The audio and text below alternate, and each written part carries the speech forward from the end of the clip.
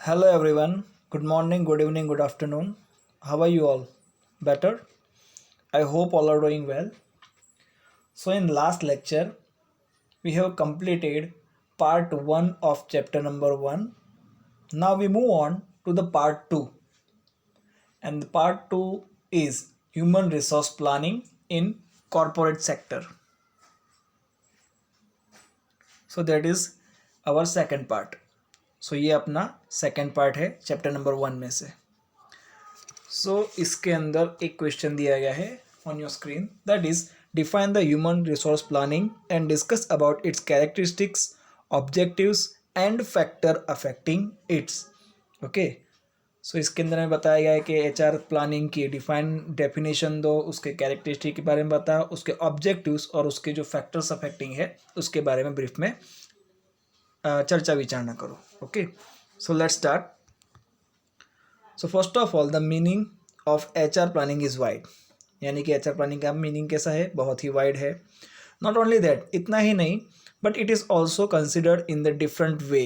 H R planning is made for plan development of the nation. H R planning is done keeping in mind the demand and supply of employ. H R planning किसके लिए किया जाता है, जो employees है उसकी demand और supply को फुलफिल करने के लिए किया जाता है. When H R planning is done keeping in view any one industry, it can be said unit oriented HR planning. कोई भी इंडस्ट्रीज हो उसके अंदर से क्या कहेंगे, यूनिट ओरिएंटेड HR प्लानिंग कहेंगे. Okay, according to Coleman, HR planning is the process of determining the man power requirement. HR planning एक प्रोसेस है जिसके अंदर हम क्या करेंगे, मैन पावरमेंट की रिक्वायरमेंट कितनी है उसे डिटरमाइन करेंगे and means for meeting this requirement, और उसको किसी भी तरीके से रिक्वायरमेंट को फुलफिल करने का ट्राई करेंगे in order to carry out the integrated plan of the organisation की, जिसकी वजह से ऑर्गेनाइजेशन के अंदर जो इंटीग्रेटेड प्लान है वो भी क्या हो सके, कैरी ऑन हो सके. ओके, इन सिंपल वर्ड अगर सीधे सीधे शब्दों में बताए तो H R planning is the process of systematically reviewing human resource requirement. यानी कि उसके अंदर क्या करेंगे, सिस्टमेटिकली इंसानों की ज़रूरियात कितनी है उसको सबसे पहले तो इंफॉर्मेशन हम कलेक्ट करेंगे to ensure that required number of employee with the required skill are available when they are needed. और जिस तरीके की रिक्वायरमेंट है उस स्किल वाले लोग हमारे लिए मार्केट में अवेलेबल है या नहीं और हमें कब चाहिए, उन सभी चीज़ों को प्लान करना उसे हम क्या कहेंगे, एच आर प्लानिंग कहेंगे. Okay, human resource planning include 4 factor. Human resource planning के अंदर हमें 4 फैक्टर्स दिखाई देते हैं. उसमें दिया है सबसे पहले क्वांटिटी. क्वांटिटी यानी आपको पता ही है, how many employees are required, यानी कितने बंदे आपको चाहिए है कंपनी में. Quality, which type of skills, ability and knowledge is required, यानी किस तरीके के बंदे आपको चाहिए, यानी कि उनके अंदर कौन सी स्किल होनी चाहिए, कौन सा नॉलेज होना चाहिए. Then space, for which post the employees are required, यानी कि कंपनी में डिफरेंट जो पोस्ट होती है तो उसमें से कौन सी पोस्ट है जो अभी खाली है जिसके लिए आपको बंदे की रिक्वायरमेंट है. And then time, when and how long employees are required, और कितने लंबे टाइम के लिए आपको कोई नए एम्प्लॉय की यानी नए बंदे की रिक्वायरमेंट है. Okay, then we have given the characteristics, यानी कि जो एच आर प्लानिंग है उसके कैरेक्टरिस्टिक क्या है, उसके लक्षण कौन कौन से हैं. तो on screen you will able to see only the points. For brief you can take help of your book, that is Kumar Prakashan on page number 19. So these are the characteristics. One by one I will discuss about it in a brief. So first of all is objective activity, यानी कि H R planning है वो कैसी activity है, objective activity है. यानी कि कोई भी काम करो तो उसके अंदर कोई ना कोई ऑब्जेक्ट होता ही है, ऑब्जेक्ट के बिना कोई भी काम किया जाता नहीं है. The main objective of H R planning is to optimum use of man power as well as the means of production. यानी कि एच आर प्लानिंग का जो मेन ऑब्जेक्टिव है वो क्या है, ज़्यादा से ज़्यादा इंसानों के पास से काम निकलवा लेना और जितना बन सके उतना ज़्यादा प्रोडक्शन निकल के लेना. Okay, then number 2 is modern approach, यानी कि जो ये कॉन्सेप्ट है एच आर प्लानिंग का वो कौन सा है, मॉडर्न अप्रोच है, ओल्ड कॉन्सेप्ट नहीं है. It is an event of 20th century that we accept man as a living instrument of production. और हमें बताया गया है कि जो 20वीं सदी है उसके अंदर मान लिया गया है कि जो इंसान है वो जो प्रोडक्शन होता है उसके लिए एक लिविंग इंस्ट्रूमेंट है। लिविंग इंस्ट्रूमेंट मतलब कि जो भी उत्पादन के साधन आप जानते हो, जमीन, मूड़ी, श्रम, नियोजन, उसके अंदर इंसान ही ऐसा एक ऐसा प्रोडक्शन का रिक्वायरमेंट है कि जिसके बिना तुम्हारा प्रोडक्शन कभी हो सकता नहीं है। Okay, then next one is time oriented activity, यानी कि एचआर प्लानिंग कैसी है? टाइम ओरिएंटेड एक्टिविटी है। HR planning is not for specific time, कोई खास टाइम के लिए नहीं होती है। The long term HR planning is consider for achievement of the long term object, यानी कि एचआर प्लानिंग के अंदर जो भी प्लानिंग की जाती है उसके अंदर हमें क्या ध्यान देना जाता है कि जो भी ऑब्जेक्ट है वो कैसा होना चाहिए? लॉन्ग टर्म, यानी कि लंबे समय तक चले वैसा होना चाहिए। Okay, so that is why it is called time oriented activity. The next one is universal activity, यानी कि जो एचआर प्लानिंग है वो कैसी एक्टिविटी है? यूनिवर्सल एक्टिविटी, यानी कि सभी देश के अंदर एचआर प्लानिंग का यूज किया जाता है। It is not that the activity of HR planning is done only in one industry. In fact, this type of planning is done in agriculture, defense and also in the academic sector. Which means ये HR planning है वो सिर्फ industry में ही नहीं होती. In fact, this type of planning is done in agriculture sector, defence and also in the academic sector, यानी कि HR planning है वो एग्रीकल्चर सेक्टर में भी होता है, डिफेंस में भी होता है और एकेडमिक सेक्टर में भी होता है. The next one is flexible activity, यानी कि जो एचआर प्लानिंग है वो कैसी एक्टिविटी है? फ्लेक्सिबल, उसको कभी भी चेंज किया जा सकता है according to demand and its supply. Okay, so the demand and the supply of employ are balanced in HR planning, यानी कि ये जो एचआर प्लानिंग है वो कितने बंदों की रिक्वायरमेंट है, उसे किस तरीके से फुलफिल करना है, उसके ऊपर काम करता है. The changes have to be made in manpower planning as per the changes are made in the pre-decided factors. Okay, so next one is important function of management, यानी कि HRP एक important function है management का. The function of HR planning is not stated separately, यानी उसको हम अलग नहीं निकाल सकते in the list of function of management. But लेकिन since man is accepted as a means of production, लेकिन जब से हमने इंसान को मीन्स ऑफ प्रोडक्शन बनाया है, this is an important function from the view point of management. तब से मैनेजमेंट के लिए एचआर प्लानिंग एक इंपॉर्टेंट फंक्शन माना जाता है. Okay, then next one is all level of management. It is wrong thinking that the HR planning is done with the reference to the workers only and at the bottom level of management. ये सोचना गलत चीज़ है कि HR planning सिर्फ bottom level management में काम आता है. HR planning is made at the middle level management with reference to superior, यानी कि जो एचआर प्लानिंग है वो मिडल लेवल मैनेजमेंट को ध्यान में रखते हुए बनाया जाता है. उसके अंदर कुछ कुछ गाइडेंस और रेफरेंस किसका होता है? टॉप लेवल मैनेजमेंट के सुपरवाइजर लोगों का होता है. ओके, और डिपार्टमेंटल ऑफिसर लोगों का भी होता है. Okay, the next one is responsibility of the top level management. The function of HR planning is just like a planning function of a management, यानी कि HR planning भी कैसा होता है जैसे कि planning function of management same to same होता है. The necessary details is provided by the departmental officer for this purpose, और इसके लिए जितनी भी इंफॉर्मेशन चाहिए, जितनी भी डिटेल्स चाहिए, वो सारे डिफरेंट डिपार्टमेंट के ऑफिसर के पास से इंफॉर्मेशन निकाली जाती है. But the complete plan is prepared by the top level management only, लेकिन जो फाइनल प्लान बनाना होता है वो सिर्फ टॉप लेवल मैनेजमेंट बना सकती है. The next one is inclusion of the various function. इसके अंदर बहुत सारे वेरियस फंक्शंस भी दिखाई देते हैं. The problem of which type of, when, in how many numbers, from where to recruit the employees, whom to promote, in which category, and whom to transfer, in which department, whom to give training, at the what stage, and how much time, whom to terminate, and retirement problems of the employee should be considered in HR planning. यानी कि HR planning के अंदर बंदों को recruit करने से लेके उनकी जो रिटायरमेंट होती है तब तक के जितने भी क्वेश्चंस दिए गए जो आपकी बुक में आप देख सकते हो, उन सभी चीज़ों को फंक्शंस के अंदर ऐड किया जाता है. Okay, the next one is advantage to both the parties.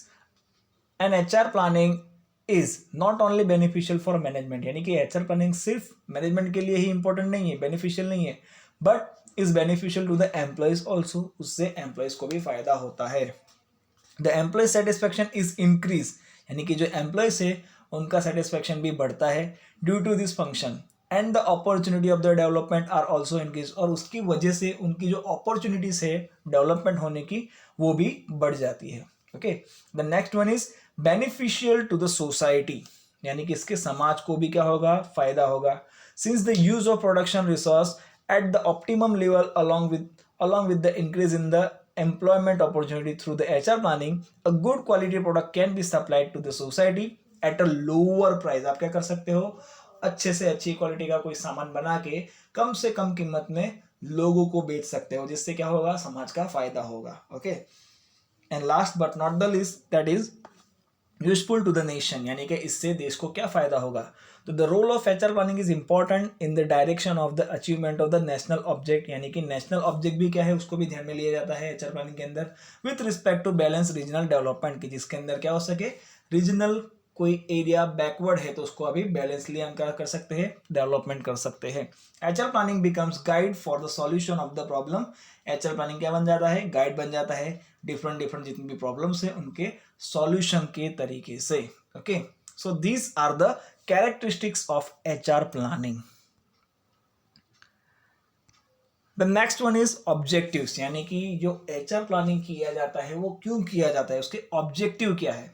Okay, सो यहाँ पे भी आपको स्क्रीन पे सिर्फ पॉइंट्स दिए दिखाएंगे और बाकी का मैं आपको एक्सप्लेनेशन करूंगा. So these are the points of objective.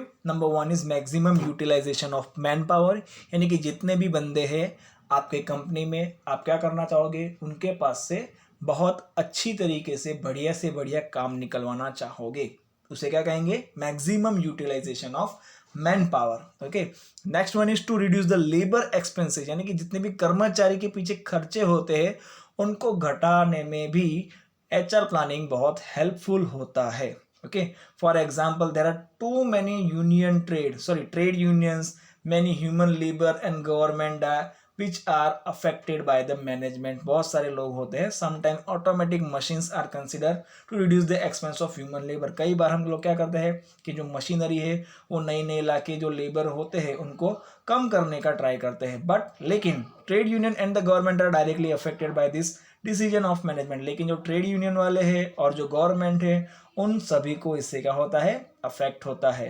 Therefore social emphasis is put on HR planning. इस वजह से सोशल एम्फेसिस रखा जाता है एचआर प्लानिंग पे to reduce the labour expenses. Okay, the next one is to insert technological changes.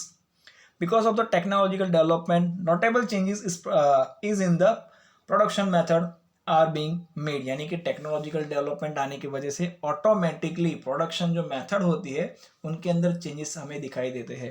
N experience worker of the yesterday is treated as a untrained worker today, यानी कि जो आज का experience यानी कि अनुभव वाला जो कारीगर है, जो बंदा है, उसे यस्टरडे यानी कल के दिन जो टेक्नोलॉजी नई आ जाती है उसकी वजह से उसे क्या कह सकते हैं हम लोग, अनट्रेंड वर्कर कहते हैं. Pre thinking of the training has to be considered to educated technical affair. HR planning is necessary for this purpose. Next one is for specific rules and policies. The thinking about the employ is changing in modern time, यानी कि जो thinking है employees के बारे में वो modern time में हमें चेंज होती हुई दिखाई देती है. An employ is an important and the dynamic tool of the production. The framing of specific rules and the regulations regarding their different problem and its implementation should be made. HR planning is also necessary for this purpose.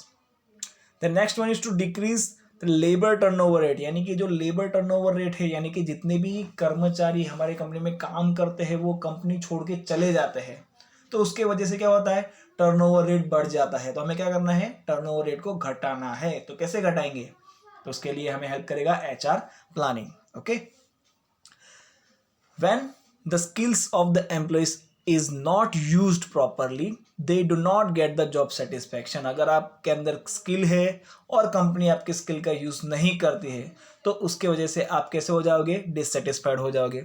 लेकिन आपके अंदर कोई अच्छी skill है और company उसको use करती है प्रॉपरली तो आप कैसे होंगे, सेटिस्फाई होंगे. और इसके लिए आपको हेल्प कौन करेगा, HR प्लानिंग करेगा.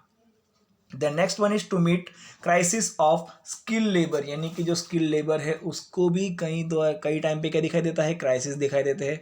तो वो जो क्राइसिस है उनको सॉल्व करने पे भी कौन मदद करेगा, HR प्लानिंग करेगा. In our country there is a problem of unemployment on one side and on the other side there is a scarcity of the skill labour, यानी कि अनएम्प्लॉयमेंट बहुत सारा है और साथ ही साथ में जो स्किल लेबर चाहिए उनकी कमी है. If advanced thinking is not done regarding future demand and supply of the such labor, production continuity will be disturbed. HR planning is necessary for this reason also. The next one is to perform social responsibility, यानी कि जो सामाजिक जवाबदारी है उसको निभाने के लिए भी HR planning requirement होता है. The concept of social responsibility of the business is developing. Labor expenses have to be reduced to provide necessary activity to society at a cheaper rate, जिसकी वजह से क्या हो सके, कम खर्चे के अंदर सोसाइटी को उनकी चीज़ें मिल सके. HR planning is necessary for this purpose. To meet political changes, यानी कि जो political changes है उसको भी मीट करने के लिए HR planning रिक्वायरमेंट है. The political awareness is also increasing. Now industries can not function in their own way due to the rules and the regulation with regards to the worker. The workers' problems are affected by laws, and ultimately this matter is also impresses the management to undertake HR planning. Then last one is to coordinate the various activities. The estimate have to be made regarding the nature of the different activities and employees need before undertaking the HR planning, and the activities are well organized and coordinate due to HR planning. So these are the objectives of HR planning. The next one is the factors affecting HR planning, यानी कि HR planning के अंदर affect करने वाली कौन से factors है. Okay, so there are two types of factors that affect HR planning, that is internal factor and external factor. Okay, so here are the points of internal factors affecting HR planning. So number one is job requirement. The idea of number of employees, their qualification can thought on the basis of job requirement. The idea of job requirement can be obtained by the job undertaking analysis, यानी कि जब तक job का analysis नहीं किया जाता तब तक जॉब में किस तरीके की रिक्वायरमेंट है उसे हम जल्दी जान सकते नहीं हैं. Number two is promotion and transfer, यानी किसको हमें प्रमोशन देना है, किसको हमें ट्रांसफर करना है. The policy of company in respect of promotion and transfer affect the demand and supply of the human resources. The study of this factor become useful for satisfaction of immediate requirement of human resources. The next one is proportion of death and retirement, यानी कि कितने लोगों की death होती है और कितने लोग रिटायरमेंट होते हैं उनके बीच में प्रपोर्शन कितना है, परसेंटेज कितना है.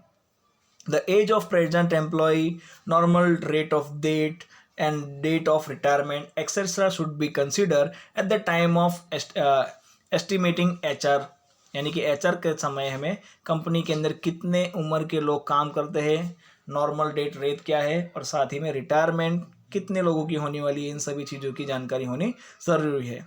This information can be obtain from the HR department, और ये इंफॉर्मेशन हमें कौन देगा, HR डिपार्टमेंट प्रोवाइड करेगा. Okay, the next one is arrangement of training. The matter of making arrangement for training by the company for the new and present human resource are linked with the requirement of HR resources.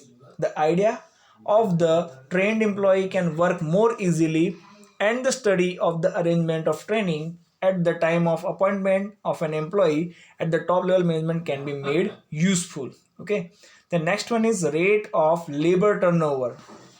The information with regards to labor turnover rate is necessary for HR planning. The labor turnover rate can be made on the basis of previous year's experience. The supply of the human resource can be reconsidered by reducing the labor turnover rate. Next one is budget. The HR planning must be made within the limits of the expenses incurred on employees providing in the budget. Therefore, the study of HR budget is essential. The next one is estimate of production. The estimate of production affect the human resources. The study of the quantum of the production and the method of the production become useful for deciding the demand of human resources. Next one is problems of sales. The estimate of how many sales employees will be required can be made by keeping in mind the estimate of the sales and the method of sale. The fact indicates that the activities of the production and the sales are linked with each other, but both activities are separate themselves. Therefore, the demand for the human resource should be considered separately. The next one is management trend. That is, the matter of how to get the supply of the required human resource finally is based on the trend of management. The management should consider the internal and external source for this purpose.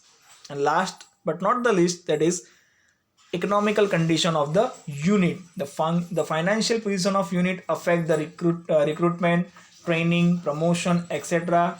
Therefore, the present economic condition of the unit should be considered at the time of HR planning. So these are the internal factors affecting HR planning. Now we move on to the external factors that affect HR planning, and here are the points of it. That number one is government policy.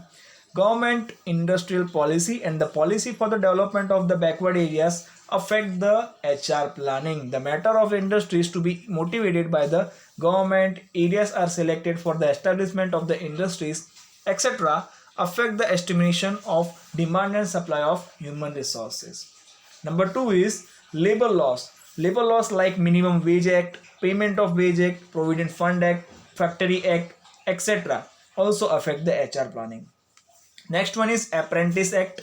That is, the Apprentice Act of the government also affect the requirement of the worker. The matter of number of apprentices to be engaged is to be considered at the time of HR planning. The next one is trade unions. The significance and the different demand of the local trade unions are linked with the HR planning. Therefore, the collective bargaining capacity of trade unions have to be considered.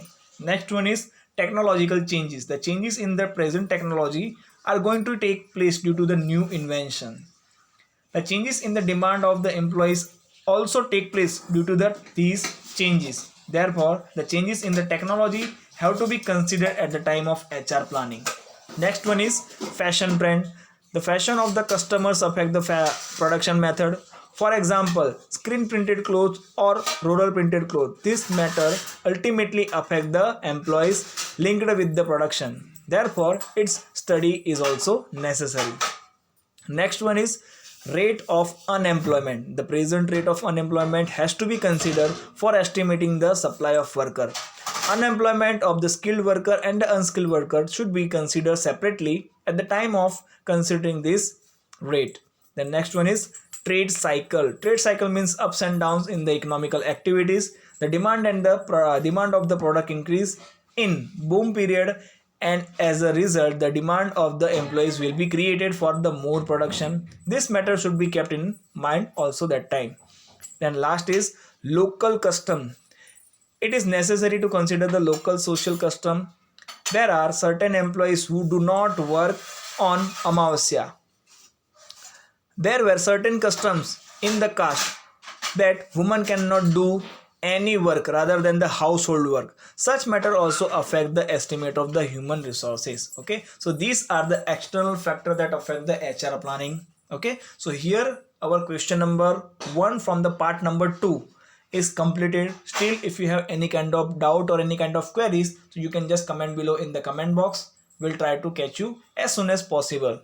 Okay, see you all in the next lecture. Till then, read hard, study hard. Bye bye, take care.